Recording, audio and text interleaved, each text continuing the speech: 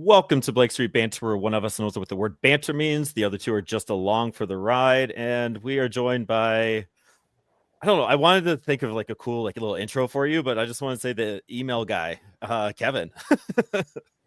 Fair. Thanks for having me on, guys. Yeah, thanks for sending emails. Just a good time. But yeah, Kevin, Kevlar23 on the Twitter. Did I get that right? Yeah, underscores are in there somewhere. We'll tag you in the description here. Is joining us, just really shocked the world, the MLB world last week with, hey, is Soto coming to Coors from Dick? But before we get into that, go ahead and plug your stuff right now so we don't forget it later, because that's usually how my brain works. Plug your stuff, then let's get into emails. And obviously, find me on Twitter _Kevlar23 _ I'm on Blue Sky at Kevlar23. And currently, right now, for sports stuff, I am a contributor at Rotoballer. They kind of specialize in fantasy sports and analysis. So, I've kind of covered MLB stuff there, covering some NBA stuff there right now. Mostly it's been news updates for players, but I've also kind of had some weekly articles for MLB earlier this year, doing power rankings for NBA right now. So if you're interested in that, go ahead and check it out. I've got my author page up in my Twitter bio. And we'll make sure to tag that in the description here. Mike, don't let me forget to do that. So you're infamous for emails. You did the Ohtani one last year. Mr. Dick Monfort was like, yeah, maybe it'll be fun for 3 months. But like, what's your inspiration for these? Maybe explain to us what the email was for Juan Soto to Mr. Dick Monfort, and how do you get this inspiration to just, I don't even know, stir the pot, I guess. I would say that, my brain works in mysterious ways. I don't think you want to get in there. There's never really like a rhyme or a reason as to why these sort of things happen. They just kind of do. My personality has always been very go with the flow, and that's just how my mind works. So like last year, how everything started with the Shohei Ohtani email. If you'll remember, I kind of put together a photoshopped image of Shohei in a Rockies jersey. Only it wasn't Photoshop, it was MS Paint, and it was terrible. And, like so bad, it was good. And I just remember thinking, like, after I tweeted that out, because I thought it was funny, I was like, I wonder what Dick Monfort would think about if I sent him this email. And so I sent him that thinking, this is so absurd. This is so stupid. You see this picture. There's no way he's going to respond.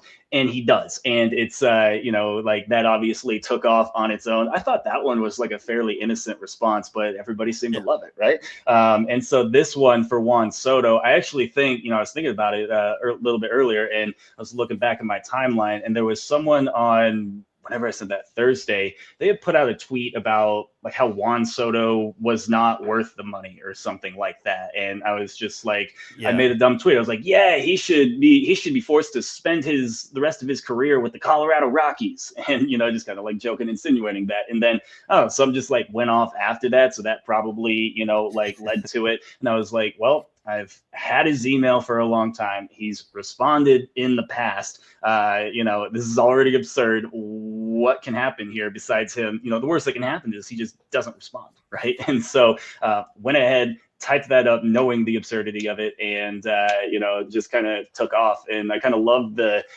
just how things kind of snowballed there, right? Like I just thought it was funny where he was just like, oh yeah, word, he already said he wants to be on the East Coast, so we didn't even try. And I tweet that out thinking, haha, that's funny, and then didn't even realize it was going to make all the Dodger fans mad, like, oh my god, that eliminates us. And I was just like, am I really breaking point. Yeah, I was like, and I'm a journalism major, so I'm like, I'm really breaking some big news here, sort of. Really just shaking up the world there. Yeah, didn't even think about the Dodger connection there, because they were in it for the longest time, and East Coast thing. It's just like the fact that it got the traction that it did is because it's an owner, right? And it's the owner responding to whoever, which is just absolutely insane. But Mr. Dick Monfort has the emails open all the time. Like the shirt that you're wearing, there's a reason that's there. And to a fault, I respect the man for that. Like he is out there. He is part of the Rockies community. I know he's had breakfast with a few people that just said, hey, is there any chance we can have breakfast sometime? He said, yeah, I'll answer some of your questions the best I can. And he's there. He's available. It is for all the faults that he has, as an owner. I do think that his willingness to be able to make this connection with fans is admirable in a way. Now, I think he's learned not to send, those emails like "product that bad, don't come." I think he's kind of learned there, Yeah. but he does respond. He's always, polite. He's obviously answered multiple of mine, and if I send him something stupid, it might not always like make Twitter or Blue Sky if he responds, but he's he's willing to respond, and that is a pretty cool aspect of him. Like I said, for all his own faults, from a baseball management standpoint, there's that sort of deal, but he does have that good part of his personality where he's willing to make that connection with fans, where you're probably not getting that from a majority of other sports owners. Yeah. Can you imagine? Yeah, Steve Cohen tried that on Twitter a few years ago, and that backfired tremendously. And he quickly deleted his Twitter and just stopped responding to it. It's just fun. We got some fans. Thank you, Grant, for hanging out with us. OG Brian, thank you, man. Sean, it's been a hot minute. Thanks for joining us.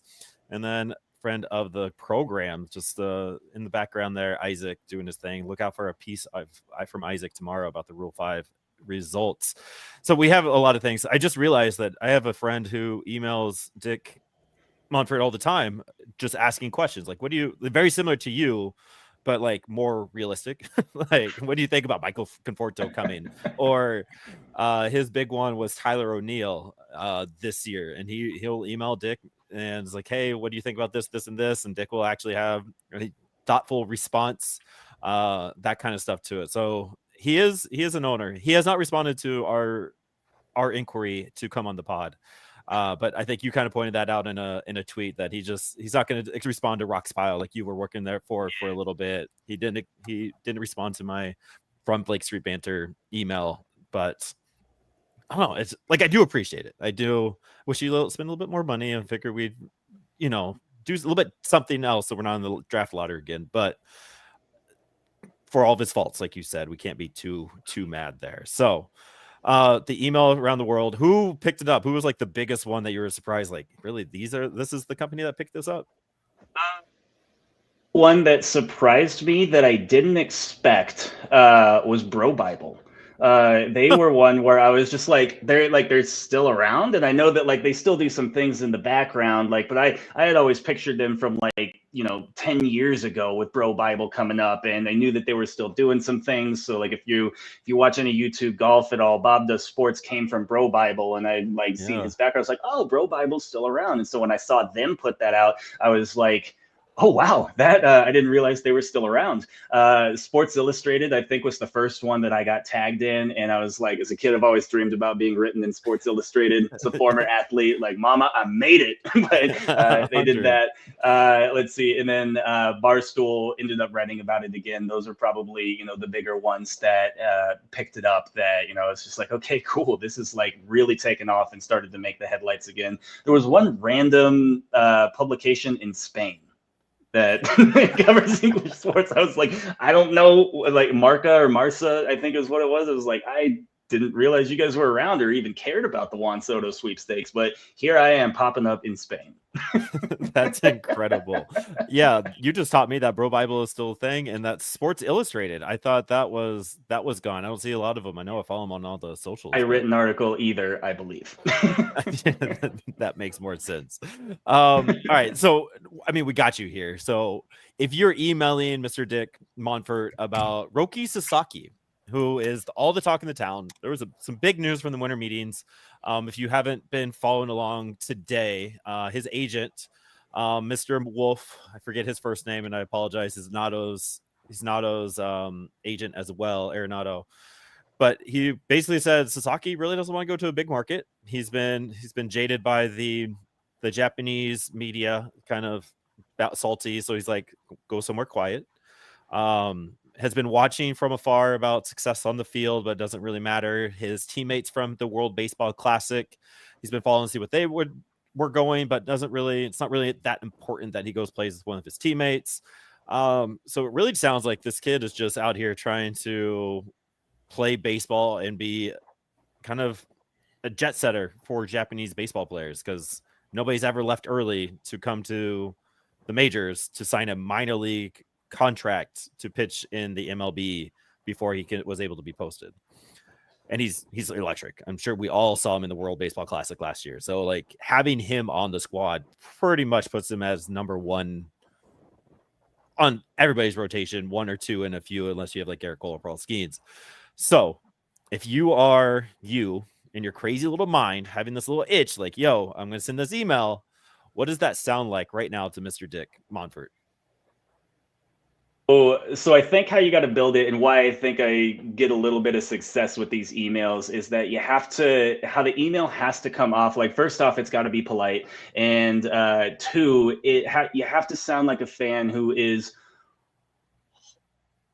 oblivious to like what the actual reality is of the situation, right? Like, there was no way that we were going to get Shohei. There's no way that we're signing Soto, but you just want to, make the case for it. Like, you're just a fan. You just want to see him in purple pinstripes. So, the first thing I think I would probably build out is saying something like, man, I think we should look after this dude or look for this dude, Sasaki. He just got posted in Japan. I think it would be a really sneaky under the radar signing. No one's really talking about him right now. We just act like, it's like something big. So you got to have that in there, right? I think that you do point out that because he's an amateur, the big dollars can't go to him. This isn't a Yamamoto situation where, you can just throw all of this money at him. So you let him know, like, hey, dude, money's not a factor here. If you just push, you can do it, man. I believe in you. And so you got to have like that little void in there.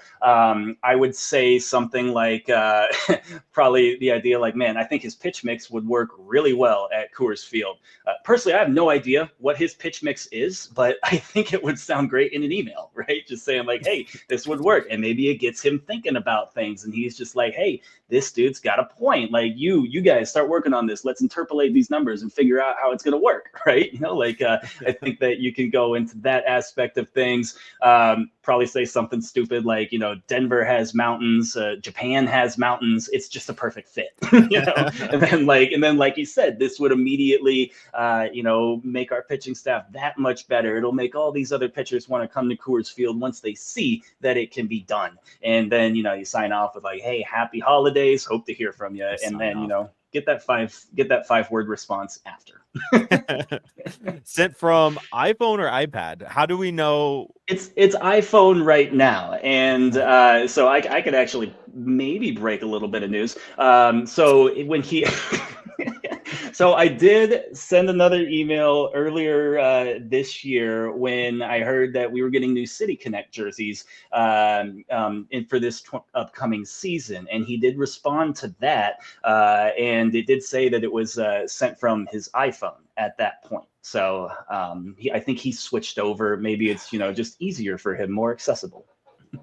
Don't have to carry the big box around. It's double typing on iPads is no fun, whether it's on the screen or a little small keyboard. Like, just not as good. Not as good. I like your email. Your thought process is there. You generally have a system. Are you getting an itch just to email any owners, whether it's the Denver Nuggets, the Wall brothers, the Walmart owners? Is it you're a Nuggets fan? Don't know if you're a big Avalanche fan, but I'm sure there's something there. I think there's some struggles right now on the ice for the Avs. Not a big Avs fan, go Wings. But are we emailing a different owner? Are you a Rapids fan? Are you trying to reach out to get Messi in Colorado?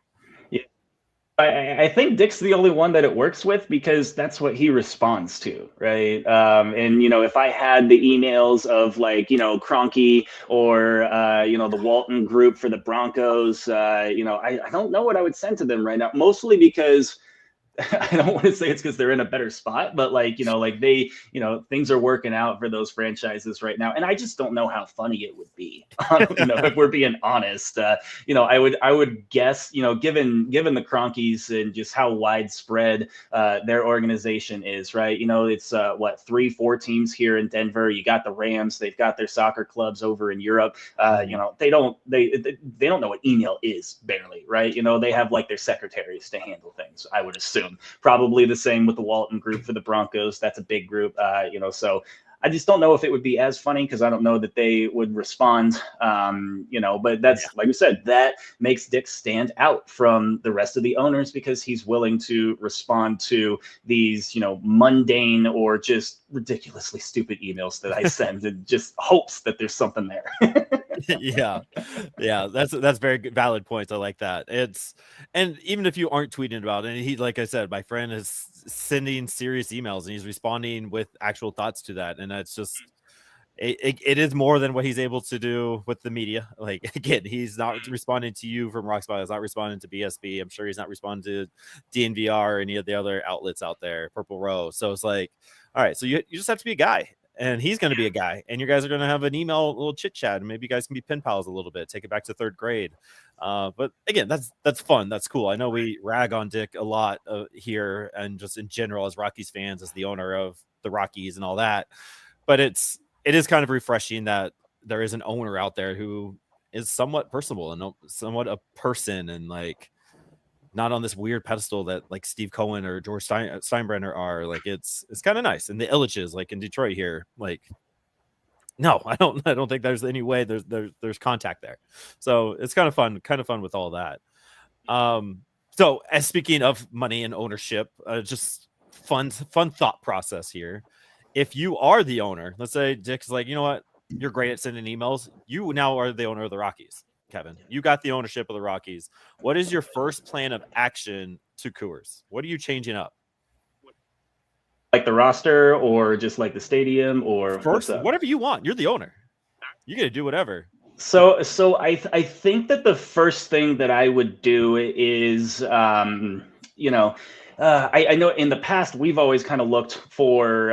It's always seemed like the Rockies have looked for like, hey, we need to get new veterans in. We need to try to compete, and kind of overestimating where their talent levels are. I think what I would do is probably just focus more on the next couple seasons of just having the young guys play. I want to try to, buy low on, younger guys from other organizations that maybe aren't getting chances, that can potentially thrive here. Because I think especially if you look at our division, it's going to be hard for the Rockies to compete in the next couple of years, right? Like the Dodgers, I don't think people realize how ridiculously good the Dodgers are going to be, right? They're keyword there. Going to be, right? Like they won the World Series this year. And as someone who needed them to get over 102.5 wins and it didn't get there, I can tell you all about how injury riddled their season was, and they still were able to go through, right? And if you look at their rotation this year, you're getting Ohtani back, right? They just signed Blake Snell. You're going to have Yamamoto. If Glass now is healthy too, like that's 4 pitchers that you're not getting through in a playoff series, right? And then you factor in their lineup, like that's just tough. You move past them, you see the Padres, they've got, they're never unwilling to spend money, right? They're going to throw money at any single problem they got. They always find a way to make noise, but, never really get through, right? To like true World Series fashion. They're going to be there. The Diamondbacks, I think the Diamondbacks are just sneaky. I have questions, I think, about the rotation. I think they have questions about the rotation going forward as like Merrill Kelly's getting older, especially, but they're going to be feisty. And the Giants just always seem to find a way to be 500 or right around there, no matter what happens with their roster. So if you're looking at our roster right now and how do you improve it and who are you jumping over, I don't see them getting past anyone, right? Which eliminates the idea of the Rockies getting a wild card. And so because of that, I would continue for the next couple of years trying to focus on this younger talent.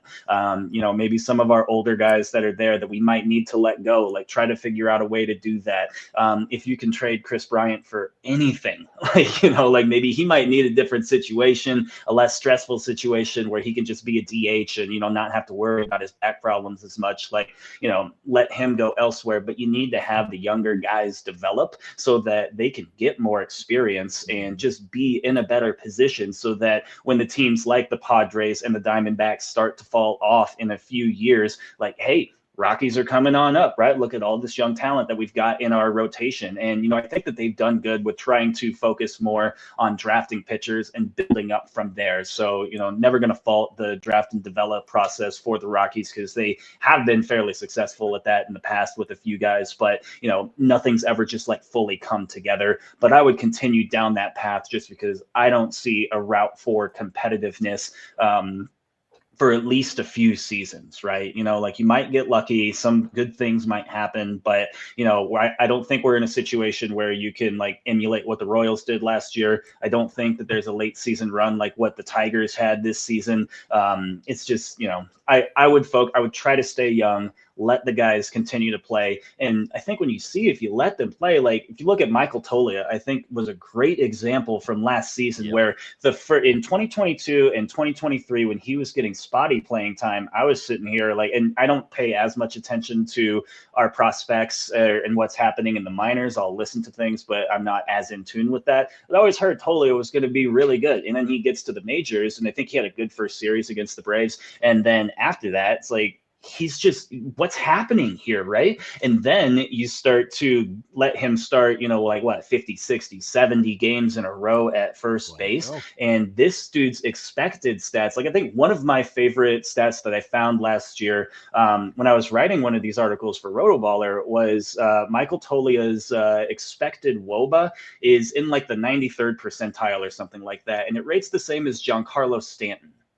And I'm sitting here thinking like, okay, there's a lot more that can happen here, but he's there because he's getting this consistent playing time. So I would push to have all of the younger guys try to get more time, let them develop, you know, just go through it, because it's such a hard path to, you know, A, just competitive in the National League West, and then just be in the National League as a whole. You know, the NL East is stacked. The NL West is stacked. The NL Central is there. And, you know, like they're there, but you know, I don't see the Rockies jumping up above them. So focus on the younger players, let them do what they got to do.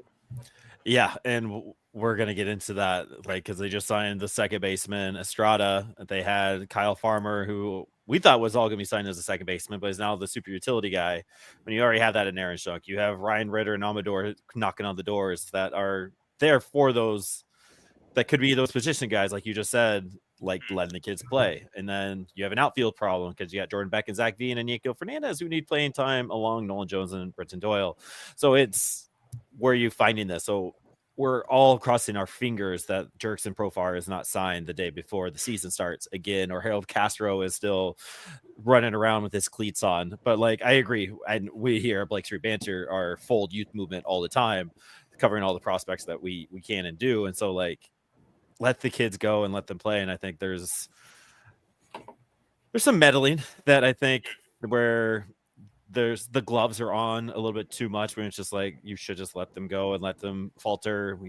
Whatever yo-yo game we played with Eulerys Montero, we might have broke that man. Like if you would just let him play first, like you did Toglia, maybe there would have been something there. Like you're losing 90 or 100. Does it really matter? Like, so I agree with that. So I would be fully on board with you being the owner of the Colorado Rockies next. So if that's what we need to make happen, send more emails, please. And then before you get out of here, who is your best Rocky guess to win Rookie of the Year? Like you said, there is a youth movement. The Rockies seem to be talking about it. Billy Schmidt's doing the run around at the winter meetings, talking about the young guys. He's Zach Veen, Chase Dollander, Drew Romo. But who are you putting on your I might sprinkle a little cash responsibly on this guy to win Rookie of the Year? Would say out of the Rockies that are coming up, I would probably have to side with Chase Dollander. You know, just kind of being a pitcher, I think there's less of a stopgap there, right? You know, he's not going to have to fight anybody else for any other you know, open spots. I think you can just more immediately get him into the rotation, and just simply by that nature, he's going to get more playing time, right? And pitchers generally don't win Rookie of the Year outside of this year, which is still kind of a crazy thing to think about, that both leagues had a pitcher that won Rookie of the Year. But I think because of that, right, he can, he's going to get more time. He's going to build his stats up. And especially as we move more towards advanced stats and, considering WAR as more of like, the king of all stats, for value, like, hey, more playing time gets you that. So I would expect that he probably has the best chance, but somebody else can always pop up and, come and steal the show, right? Like even Paul Skeens this year, I don't think was the favorite for a while. And, he kind of comes through in June, takes off, and then you got to watch. And then it's like Jackson Merrill all of a sudden, right? And, it's kind of like very back and forth for who's ahead. Those things always change and you never know what's going to happen. Could easily see someone like Veen getting it also. But, for me, I think it's got to be a pitcher. I'm a former pitcher as an athlete, and Jason Jennings won Rookie of the Year as a Rocky, so let's get it. It's been a while, but never say never. Yeah, I love that pick. He's a friend of the pod. Fun conversation, and like you said, like you talk to people, you talk to enough, you kind of know what their mental makeup is. And Chase is humble enough to not be humble. Like he knows what he has, and he knows what to do and say, and but he knows that he's a top dog, and he's going to make sure he's on top of the mountain at the end of the day to be the top dog. And you kind of saw that with his development going through Hartford at the beginning to the end. And there are big things coming for Chase Dollander. And he's getting a spring training nod. He's going to be invited to big league camp with Sullivan and Palmquist.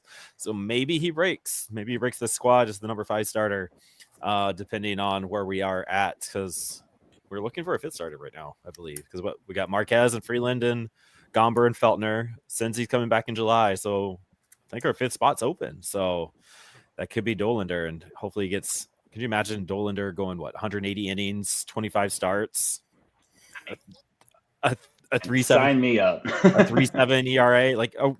We'd be happy with a 4 ERA from a rookie in Colorado, right? Something to be excited about, and especially from a pitching standpoint, because even in 2017 and 2018, when our staff was top notch for Rockies, right, like that was a fun time to be around, and the old adage is always pitching wins ball games, or good pitching always beats good hitting. Now I know that that's changed a lot more over the past years, but if you have that good consistent pitching, eventually it will lead to wins for you. And, if he gets in there and he succeeds, that's just nothing but good things can come from that. Nothing but good things. All right. Give a plug one more time, Kevin, before you get out of here and enjoy your evening. Kevin Larson from Rotoballer. You can find me on Twitter at _Kevlar23_. I'm on Blue Sky at Kevlar23. And again, putting out stuff for Rotoballer. I got NBA power rankings that will be coming out tomorrow, actually. Nice. And hopefully this upcoming MLB season, you'll have more weekly articles from me. And make sure you look in that description. We'll get you in that description with the link there. And thank you for sending emails. And then thank you for coming on the pod. Yeah, no problem. Thank you to Dick Montfort for responding so quickly. Yes. We'll send that in an email. Yes. Send that in a reply. All right, Kevin. I appreciate you. Thanks for hanging out, man. See ya. And last but not least, thank you to Grant Hankins for donating all the cards and being an OG BSB listener and follower. Go ahead and give Grant Hankins a follow, and maybe you'll just be entered into our card giveaway next time for following Grant at GHankins25. GHANKINS 25. Thank you, Grant. The email around the world, Mike. That was fun. I like that guy. That was fun. I think I'm going to start emailing him now because I feel like I might get 1 or 2 responses throughout the year. That makes me nervous. Start Ryan Ritter. Yeah, where's Ryan Ritter on this? Have you heard of this guy, Andy Perez? I need him in purple ASAP Rocky style. That would be great. But yeah, thank you to Kevin for hanging out. Fun Twitter follow. He got into an NBA beef last year that we weren't even able to get to. He's just a good Twitter follower. And again, something about this community just being on Twitter that is the toxic wasteland that it is. There is some good fun things in there. I had another fun interaction with the BSB account today from an Orioles fan who was he's like, hey, I'm sorry for being an asshole. I shouldn't have done that. It's like, it's fine. It's okay. So there is some good out there, and Kevin's one of the good ones. So go ahead and give him a follow. Rotoballer stuff. He is very knowledgeable about what he writes about and what he does. Very fantasy focused, all that. So thank you, Kevin, for hanging out. If you're not following us yet on the YouTube, please find us at Blake Street Banter on the YouTube, on the Twitter, Blue Sky. We're out there as well. The Instagram's on there. We are in the off seasons. We are adding a new show, Mike. Just like what Kevin was talking about, the NL West is stocked up, and it's another long season. So here's a little spoiler alert that the new show dropping tomorrow night is going to be called The Best of the West.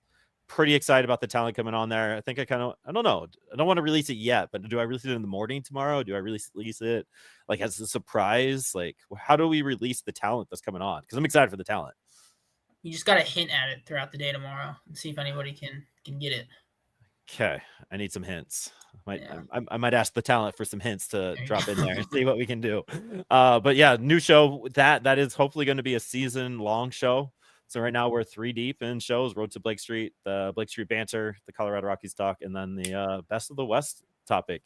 And looking to maybe add a few more. So don't go anywhere. We're here. We are trying to take over the world. We are trying to get to the moon. So shameless plugs done. We're done hyping ourselves up. Mike, what are the Rockies doing? Give us something that happened today. Every day in Rockies land is the same but worse. Let's talk draft lottery. Completely out of the Rockies' hands, right? But the lottery's up. Could have lost more games. It wouldn't have mattered. Well, no, Still would have. 26.5%, not even the worst of the best odds.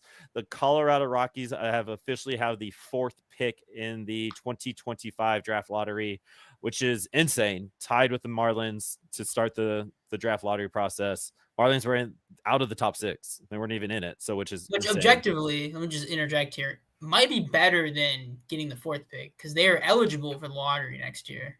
We aren't because we're in the lottery. So we can't pick top 6 next year, and we pick 4th this year. Worst case scenario possible outside of like 5th and 6th.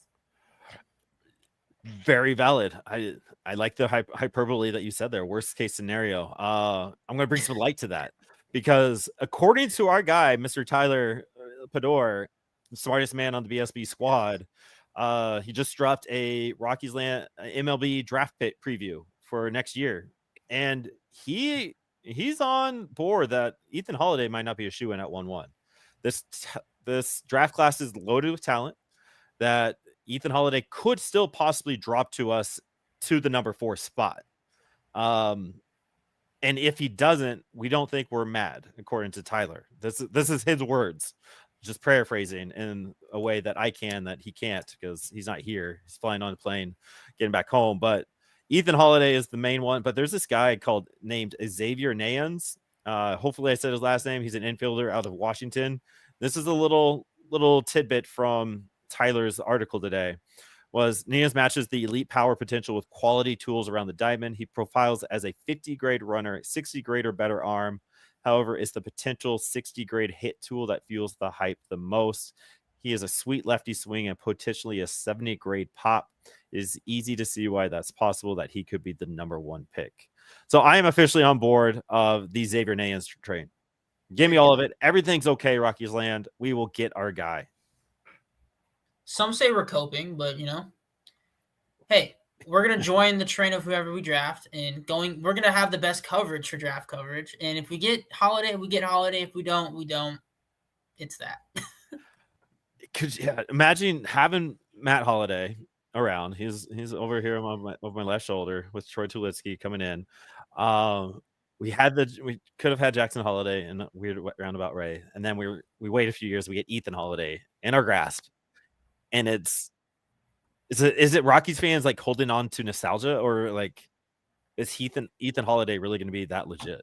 I don't know. I mean, projected number 1 pick for like the past 2 years has been set in stone, so I do think he's going to be good, but we never really know with the drafts. I do think the Holliday name, we do kind of have this like feeling towards it. Like it's almost like automatically Holliday's going to work out. Just the name in Colorado. We see the photos of Jackson doing batting practice, and we all get, a little sentimental about it. But I think Tyler's right. I think we still have endless possibilities, and we'll talk about it more at that time. But just because the name is Holliday doesn't mean he has to be a Rocky. We can pick someone else. I don't know if you can say that out loud. I like that, though. Another cat that I'm going to have you look at Tyler's article while I'm going is Jace LaViolette. LaViolette, yeah. LaViolette. Let's go LaViolette. LaViolette is way cooler than LaViolette. An outfielder out of Texas A&M, so he's a college option, one of the better ones to come out of there. But in his first 2 seasons out of A&M, he had 50 home runs across those 2 seasons. Advanced approach ended up with a 449 OPP this past season. And some swing and miss, but the 70 grade pop for a center fielder. Obviously athletic. I'm seeing Brenton Doyle kind of going over there. So I'm going to keep an eye on Texas A&M baseball this year with Jace LaViolette. You got Xavier Neyens, you got Ethan Holliday. So who's the fourth one that we're watching as our draft board is going right now? I like Kruz Schoolcraft. I know it's kind of out of left field, but he can go both ways. Tyler only listed him as a pitcher, left-handed pitcher. But he can play. He can bat a little bit. First base is what MLB.com has him listed. So that's my guy. 10 out of 10 name, or 80 name. 80 He name. can do both. So he can do offense. He can play. He can hit. He can pitch. So we'll see. That's he's in my top 5 for sure. Boom. There it is. There's the top 4 draft picks for the Roads to Blake Street group of Mike and Aaron. And then we also have the Spilly. It's gonna Tyler be so Bremer, annoying. the UC Santa Barbara. It's gonna be so annoying. That's gonna be the pick. We can set it in stone right now that he's gonna be a Rocky. Just because Spilly is a homer through and through, and he is going to just bring up Tyler Bremer all the time. He's probably sending an email to Mr. Dick Monfort right now. We're going to listen to it every single time. Absolutely. I kind of want to get our boy Noah down to some Indiana baseball because Tyler listed an Indiana cat outfielder, Devin Taylor, too. Taylor is your Charlie Condon candidate for 2025. Meaning he has the power and hitting tools to explode up draft boards, but currently lacks elite production and the athletic tools to be considered a top 3. So Noah, your assignment, you're on the beat for the Indiana baseball. Go check on our boy Devin Taylor, see what we get there. Year for Indiana sports. Yeah, there we go.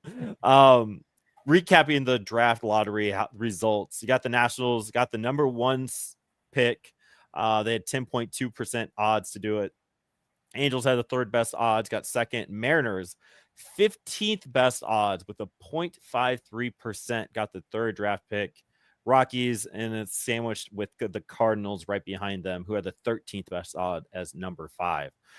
We had some talk. Can I twist this a little bit? Twist it, dog. Twist it all you want. So we have the Angels historically go college bat that they push up to the pros almost instantly. So that's not going to be a Holiday. Right? Seattle, they want to win now. So they're going to take another college bat or college arm. Right? So it only leaves the Nationals between us and Ethan Holliday. I like it. There you go. I'm trying to think. The Nationals drafted Big Dog Steven Strasburg when he was supposed to be in the number 1. They also drafted Bryce Harper when he was supposed to be number 1. So that's the only thing. That's the one thing I don't think I want in front of it. Yes, Strasburg, and then Harper. Yeah, they gotta. Yeah, they have a track historically. record. They usually hit on these. So, and I know they drafted. I mean, James Wood. I think James Wood was their draft pick. Who was? I need Tyler here. I don't know when James Wood. I'm pretty sure he was drafted by the Nationals. He was a top cat. I think he was Padres, right? James Wood, was he not? Maybe Padres? Was he in the trade? He might have been in the Juan trade. Soto trade. Yeah. Yeah, you're right. Okay, so this what? So we don't need Tyler, but there is some hope. Like it's not Ethan Holliday or bust. Like every draft pick is a 50-50 shot, no matter who, no matter what. Right? Like it doesn't matter. You just don't. Yeah, that Paul Skeens guy didn't turn out too good, so it's still the number open. 1 pick is never that good. So how many times do you see a rookie go off and then the sophomore slump hits? You see it all the time. Yeah. Right? Nolan Jones, we saw it with him. So You see it with the best of them, and you like literally, and then they usually come back Yeah. year 3, 4, and they become studs because they figure it out and they finally know what failure feels like. But like lock it in. Jackson Merrill's not gonna be as good next year. Saying it out There you loud. go. I love watching Jackson Merrill. I'm a huge fan of Jackson Merrill as a ball player, but I just don't think he's gonna be as good. Corbin Carroll, it took him 6 months to figure it out last year for the Diamondbacks. When he figured it out, he was It was a fantastic. fun 6 months for me. So Yeah, it was insane. But it's not everything works out and not everything doesn't work out, right? All right, Colorado. It Yeah, doesn't there always is- not work out. we have to say, like, the draft is kind of a crapshoot. Like, there's no It is. team that always hits on the draft. Like, there's a lot of randomness to it, especially when it's high school guys. You don't know how these guys are going to develop. You don't know how their bodies are going to work out. You don't know if they're going to become injury prone overnight. You just don't know these things. So, yeah, it sucks now, but in July or June, whenever the draft is, we will have so much optimism and hopeless optimism, and we will just be thriving. It's going to be fantastic, and Yeah. Tyler's got you covered. You guys are going to do work again. We got Yes. Luke on the beat as well. I mean, between Luke, Tyler, and you, I think we have the best possible just draft coverage in all, not just the Take a lot Rockies. of pride in that. Like, so we have a lot going on. So make sure you're tuning in. We'll have it throughout the season too. A lot of write-ups, and hopefully get some Luke write-ups on there. And again, Tyler's doing it. It's not just pick 4 guys, 20 rounds, and we're break down every round. I think we went live for the first 10 last year, and then a little bit on day 3, if I'm not wrong, but we'll have it covered. You guys were exhausted. Yeah. But we all appreciate the hard work you did. All right, now let's talk big league squad. Draft lottery is over. We got the Rule 5 tomorrow, which is fun. Usually pretty lackluster, usually a little boring. We talked about it last time with Patrick Lyons, but not. It's tomorrow, so we'll have a rundown of that tomorrow. We got Isaac doing a recap of that, so look out for that tomorrow night after the Rule 5. But the Rockies are Rockies-ing, finding out a lot from the winter meetings. Thank you, Patrick Lyons, for doing the coverage from Rockies Insider. Christian Saez is down there doing it for DNVR. And then you got the big dogs, Patrick Saunders and Thomas Harding in the squad, the beat there. Releasing a lot of stuff. So found out yesterday, whenever, that Kyle Farmer was signed not to be the starting second baseman. He was always signed with the intent to be super utility man. So what did they do today, Mike? What did they do? We signed Thairo Estrada, which makes perfect sense. Why does it make perfect sense, Tyler Lewis? Well, you got to think it was Juan Soto, Thairo Estrada. Those were the 2 big names coming into free agency. And Juan Soto, of course, goes to the Mets. So the Rockies pounce on this, go 1-year deal with $4.5 million, $4 million to Thairo Estrada, second baseman. So I don't know what to say. It doesn't make a lot of sense. But the upside is there with Thairo Estrada. There is some upside. I will give you that. The Rockies are cutting payroll, right? We let B-Rod walk. We let Cal walk. We let 13 millions go along with them, right? But then you're adding 3.5 with Farmer. You're adding 4, let's just round it up for even, 4 million with Estrada. So you're adding $7 million in middle infield stuff, which is what it is, right? You're still cutting losses. I think the Rockies are really into the starting pitching depth that they have in Palmquist, Dollander, and Sullivan. We will see all 3 of those in purple pinstripes this year. Throw in Bradley Blaylock, Jeff Criswell, Tanner Gordon to fill in those spots as well. A lot of options. Billy, I think it was Billy that was mentioning, there's a lot of players with a lot of options that allows us to have that. It might have been Billy or Bud. So there is all that, right? So then you're like, all right, so B-Rod, how is B-Rod really different than Estrada?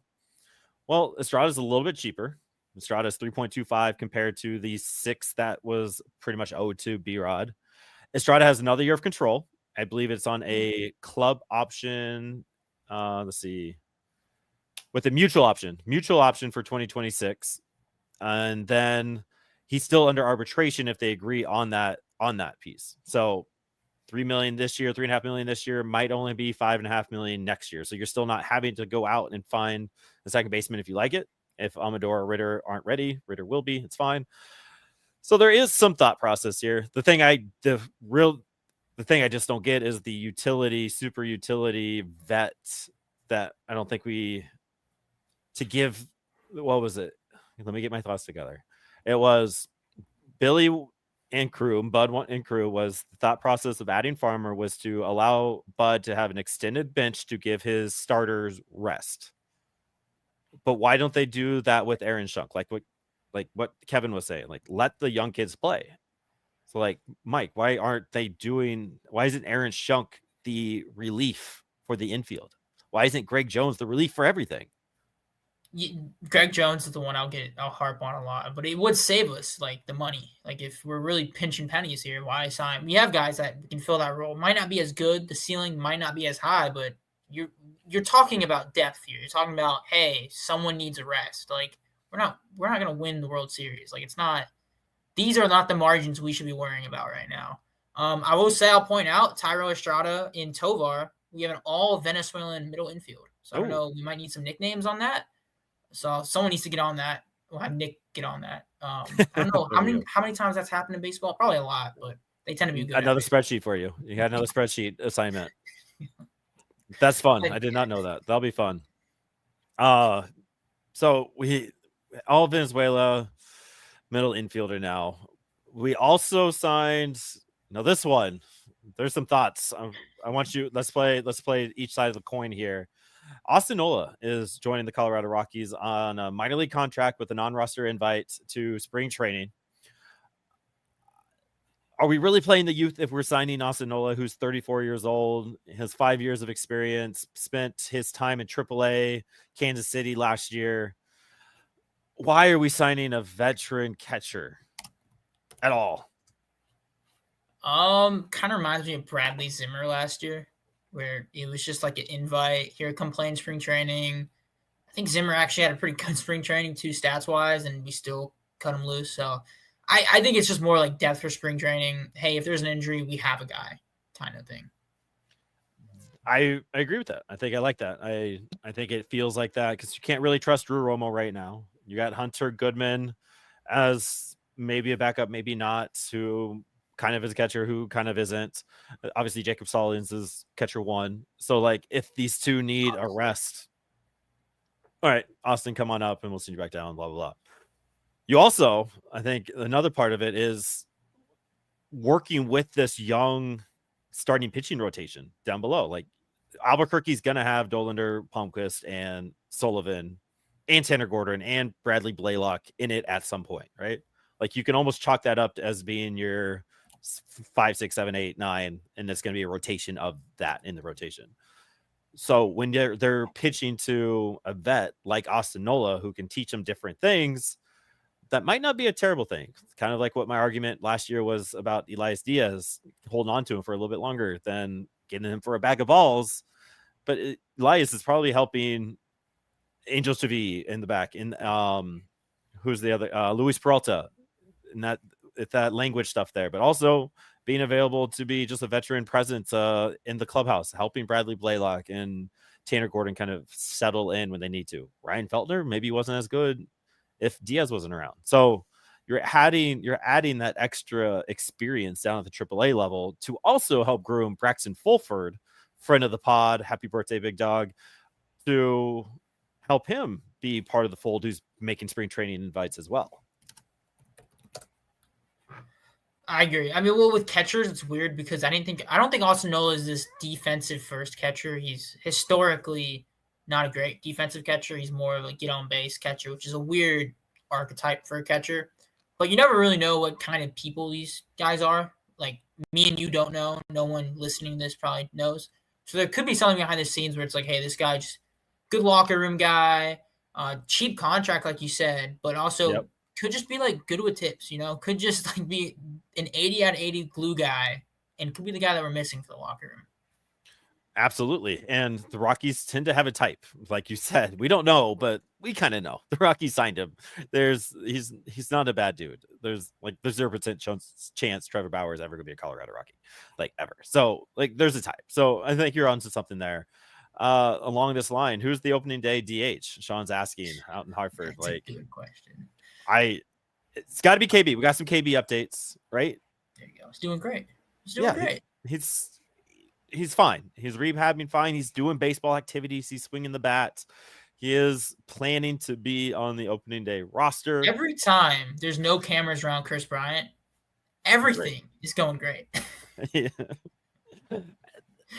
That's When we yeah. put cameras on him, he's on the Here we IL. are. And the things he's going through is a pain in the ass as an old person. I feel it, but like he'll be fine. It's I'm gonna sure be like okay. he's like wrapping presents right now for his kids, like just living life, I bet. And I mean, people worrying about like his swing, like is he gonna be ready for spring training? I doubt that's what's on his mind right now. I'm sure he's got he's got bigger it's and the better. off season, I'm sure there's a lot more to it, especially for him. He's got his Lamborghini stolen, guys. But it got returned, and he helped break open a entire Grand Theft Auto conspiracy piece. So he actually is saving lives. Colorado. He is saving Colorado one heartwarming. lingo at a time. Wow. Is there any chance Yanquiel Fernandez is opening day DH? That would be fun. I know we said the scouts like him, the front office really like him. I almost wonder with a lot of these young guys, I don't trust the Rockies to just not hold him in the minors. Yep. We were giving them too much credit that we would make that bold move, but I do think it's going to be Kris Bryant. I think it makes the most sense. They're going to want to throw out – you probably want to throw out your best lineup, the lineup that's indicative of your roster strength, and Kris Bryant at DH is that. Agreed. I think that. I'm going to throw a curveball. Kyle Farmer is your opening day DH because he was signed. Like, this is what we're going to do. Let's not do that. That would be bad. That's what we're going to do. I asked the question on Place Your Banner on the Twitter, so go follow us on the X.com. What is a good season? What would be a good season from KB look like? And I put quote unquote good season just because where are we as Colorado Rockies fans? Like, we know what his height was, MVP, World Series winner. But where he is now, just with his career, what would be a good season from Colorado?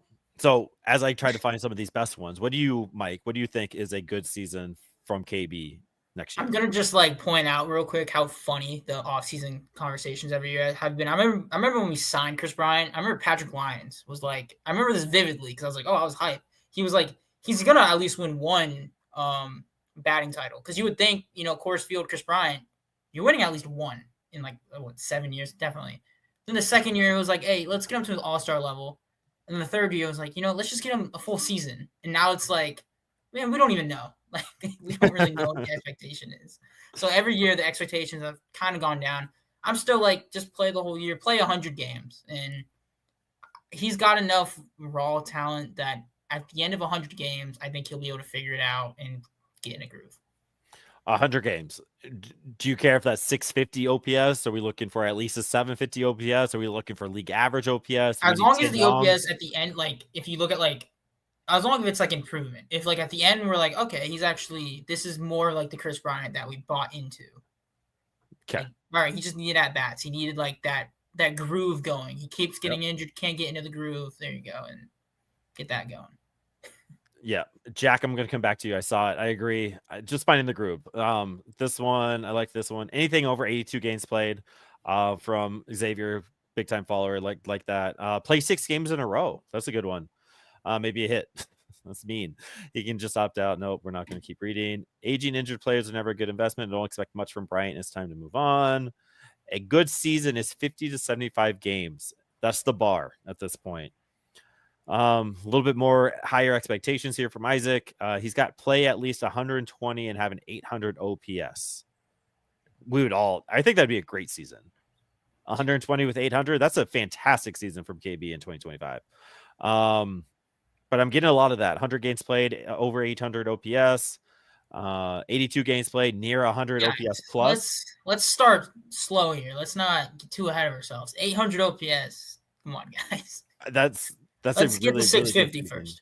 Like, while I keep reading, go to last year's stats. How many Rockies had an OPS over 800 last year? Might have been 3 of them. The one where he hits 35 home runs, 108 RBIs after the All-Star break, and we trade him. 25 homers, 80 RBIs, 260 at bats. If he's hitting 25 homers and 260 at bats, Michael, we are all winning the lottery in that sense. 1 home run every 10 at bats would be insane.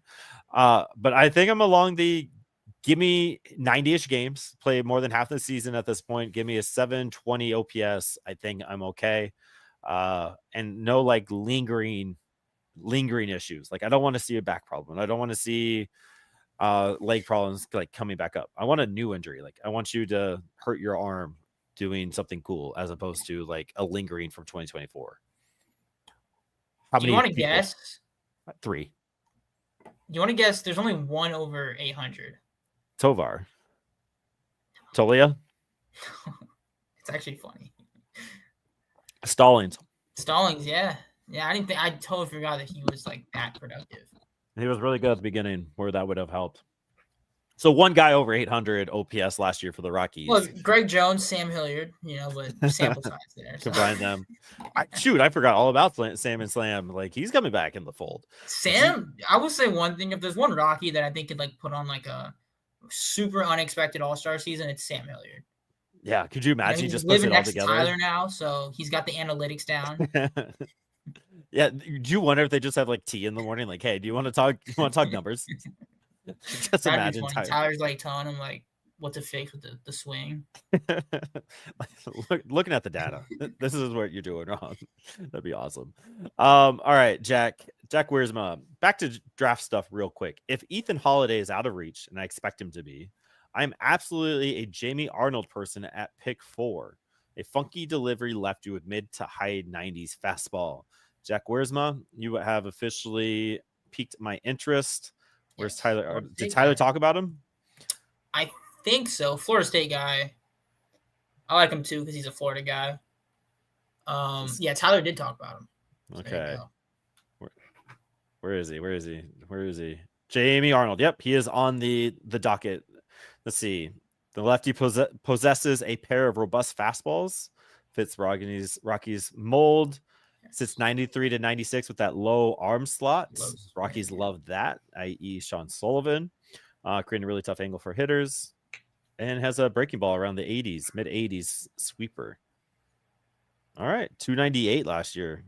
159 strikeouts to 26 walks. All right. Jamie Arnold from Florida State. Wiersma, you just rounded up our top 5.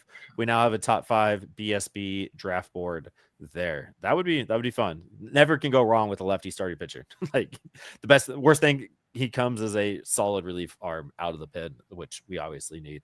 Love that. What else do we got? I don't know. Well, San Francisco added Willy Adames for 7 more years. That'll be a bust and it'll be fine. I think that's it. Reminds me of a guy, 7-year contract, $200+ million. Yeah, it's just going to backfire in new GM, new president, Buster Posey's face. He will not get another championship as whatever role he is in with the San Francisco Giants. But tune in tomorrow to the Best of the West show, brought to you by Blake Banter, where I'm sure they'll talk about it. No idea what's on the docket. It's a West show, Best of the West.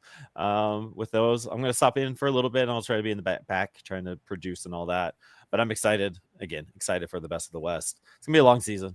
We're going to try to do some things. So I got to ask, if playoff time comes around, are we doing a Best of the West pod if the Dodgers are the last team in? Are we sticking to it, or are we? I think we have to. Okay. No, we don't have to. We're a Dodgers podcast now, is what you're saying. We're live streaming Dodgers World Series parades. That's what John Boy does. So they're all Yankees fans. They're all happy though when Mets hit a walk off. So that is a good question. We're gonna have to bring that question to the board. Like, is the Best of the West a regular season only pod? Because why are we covering the postseason for other teams? I don't know. As a Rocky fan, do you want to know about how the West is doing in the playoffs? We know. Like we don't need to dive into it, right? The Dodgers will be going deep. Right. Like I don't know if we need to hear. But I do think it would be fun to. The Dodgers injuries always pop up. It's an every year thing. I always say with injuries, there's some teams that just always have injuries, and it's got to be something they're doing, right? Like pitching wise, practice wise, something they're doing. Dodgers are always affected by it, so there's no reason to think they won't be next year. So it's gonna be interesting. Dodgers always tend to make it interesting. We'll see. Yeah, we'll see. We'll see how it plays out. It'll be a fun pod for sure. Yeah. I will also point out the NL West has probably the most diverse group of teams in terms of like positioning.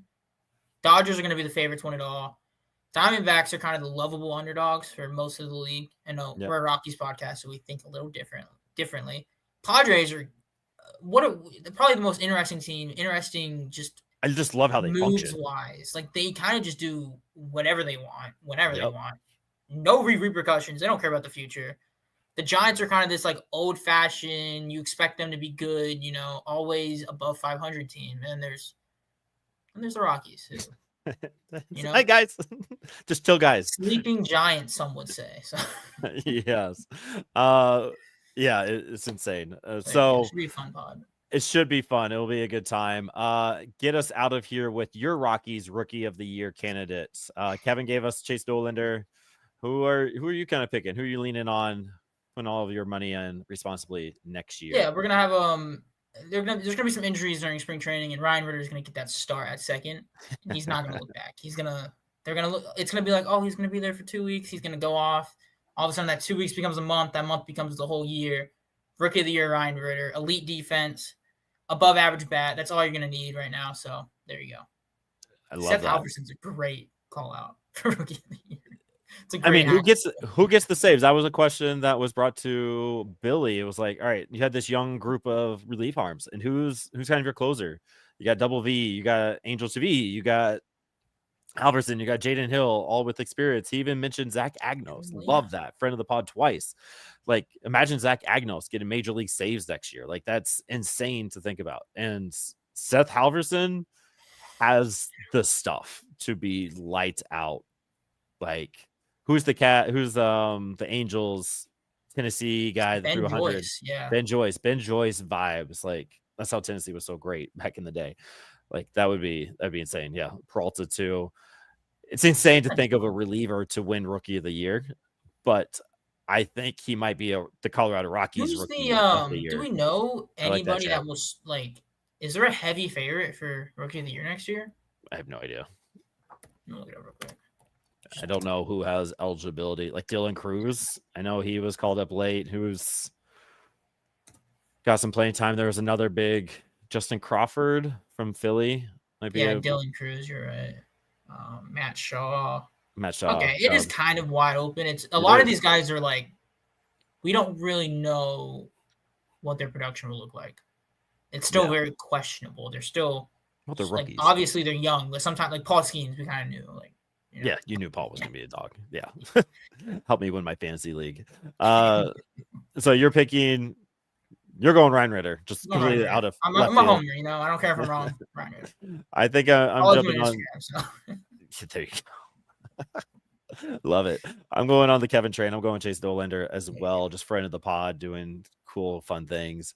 I would love a Zach Veen Rookie of the Year campaign too. Just getting that nod in right field and just owning it, playing 120 games healthy, like that would be fun. That'd be sick. Dollander would have a lot of the fan like favoritism. I feel like people would love him. He's like a Rockies pitcher, and then it's Dollander. It's just like a chill guy. Just like, a chill guy. Yeah. Just a chill guy. Just absolutely. So look for him in spring training, along with some other guys. And we'll talk more about that next week. Follow us on on the YouTubes, on the Twitter, on the Instagrams, on the Blue Sky, all Blake Street Banter. We're gonna start upping up our game. We got a month off. Finals are over. Month and a half. Like, things are ramping up in the off season to be prepared for a fantastic 2025 from Blake Street Banter. New show tomorrow. Check it out. I believe we're going live at 7:45 Mountain Time. Cross my fingers for a snow day, so I don't have to be tired on Thursday. It's like 70 degrees here, but dude, we're in the middle of a winter weather advisory for the next 48 hours. So that sounds awesome. I hate you. All right, follow us. Mike, thank you for hanging out. Kevin, huge shout out to you. Check out the description to follow his stuff at Rotoballer and his Twitter. And as always, get ready to hit the button. Go Rocks! Woo!